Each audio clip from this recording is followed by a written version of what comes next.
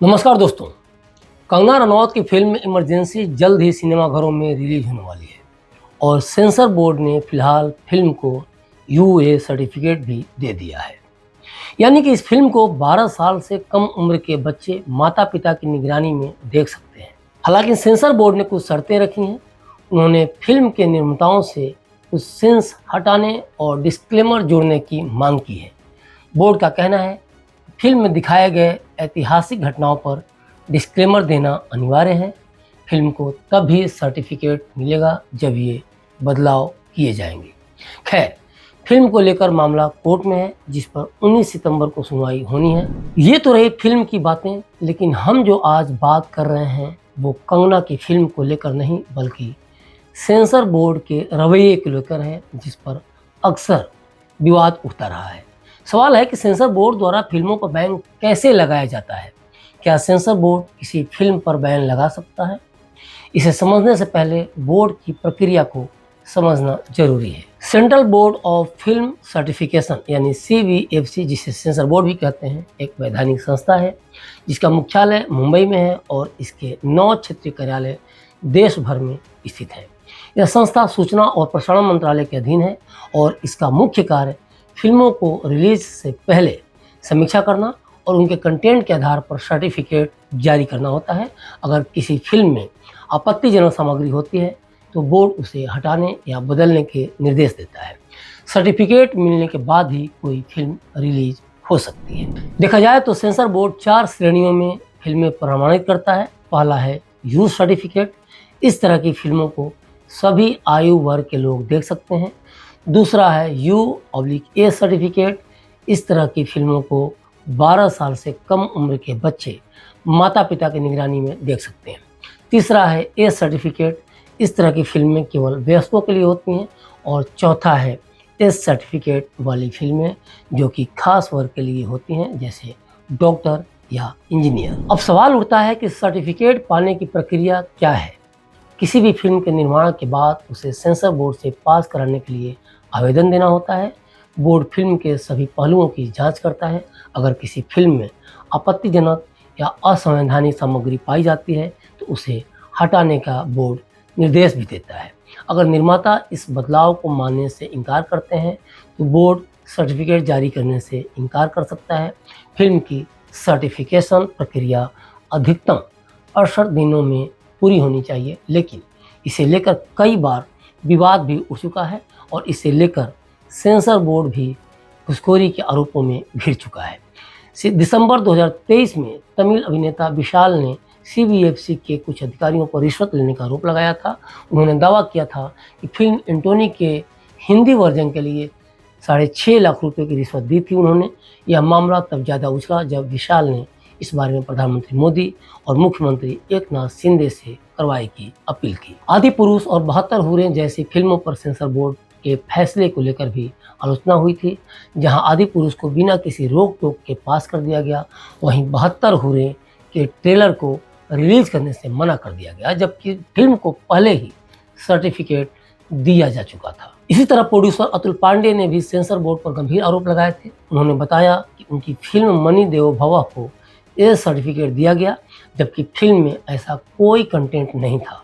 अतुल के मुताबिक sensor board में दलालों का दबदबा है और बिना पैसे दिए फिल्म में पास कराना मुश्किल है। हाल ही में अक्षय कुमार की फिल्म ओ माई गॉड 2 पर भी सेंसर बोर्ड के साथ विवाद हुआ। फिल्म को कई हफ्तों तक लटकाए रखा गया और अंत में ये सर्टिफिकेट के साथ पास किया गया।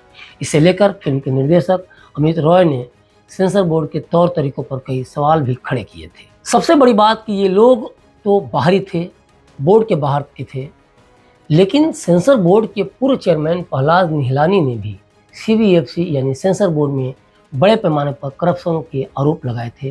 उन्होंने बताया कि बोर्ड के CEO रविंद्र भाकर के कार्यकाल में भ्रष्टाचार चरम पर था, जिसके चलते उन्हें पद से हटा दिया गया था। निहलानी का कहना था कि CBFC भ्रष्टाचारियों का अड्डा बन चुका है और सरकार को तुरंत हस्तक्षेप करना चाहिए। सवाल उठता है कि क्या सेंसर बोर्ड की अनुमति के बिना कोई फिल्म रिलीज नहीं हो सकती और क्या इसीलिए उस पर निरंकुश होने का आरोप लगता है। आखिर क्यों डायरेक्टर या प्रोड्यूसर की फिल्में नहीं पास हो पाती तो वे इतना परेशान होते हैं। एक्चुअली अगर सेंसर बोर्ड फिल्मों को पास नहीं करता है तो फिल्म निर्माताओं को भारी आर्थिक नुकसान झेलना पड़ता है। किसी फिल्म को बनाने में भारी खर्च आता है और अगर फिल्म रिलीज नहीं हो पाती समय से तो देरी के कारण प्रमोशन, डिस्ट्रीब्यूशन और प्रोडक्शन की लागत बढ़ जाती है।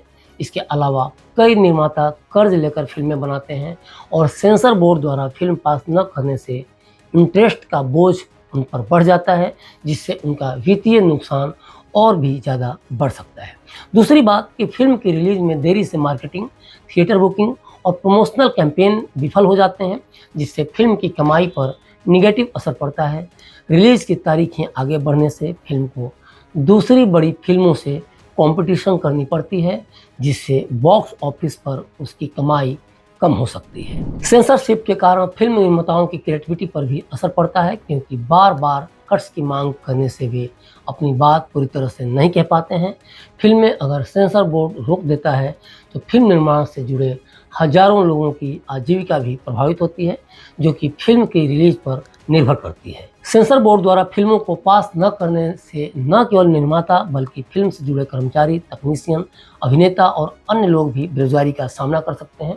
अगर फिल्में पास नहीं होंगी या देरी से रिलीज होंगी तो फिल्म उद्योग का आर्थिक संकट भी बढ़ सकता है। ये भी एक बड़ा कारण है। भारतीय फिल्म उद्योग में सालाना करोड़ों की कमाई होती है और सेंसर बोर्ड द्वारा फिल्में पास न करने से यह सब कुछ प्रभावित हो सकता है। दूसरी बात कि कई बार सेंसर बोर्ड ने फिल्में नहीं पास की तो उन फिल्मों को विदेशों में भी रिलीज किया गया, दिखाया गया या मनोरंजन से होने वाली कमाई के लिए बड़ा नुकसान है।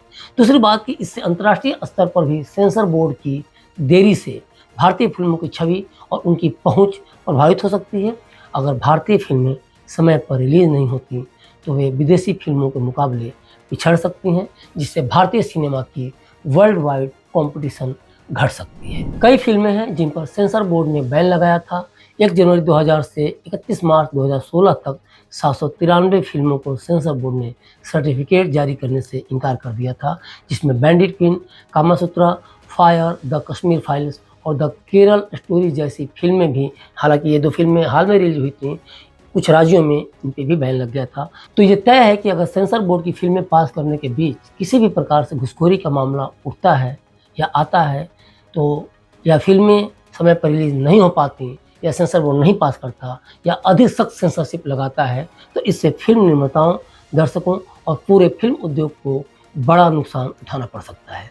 इसका समाधान एक पारदर्शी या कह सकते हैं ट्रांसपेरेंट और स्पीडी डिलीवरी से ही संभव है, ताकि क्रिएटिविटी और कमर्शियल फिल्म में इस पे बैलेंस बनाया जा सके। इस पूरे खबर पर आपकी क्या प्रतिक्रिया है, हमें कमेंट बॉक्स में कमेंट कर जरूर बताइए। नमस्कार।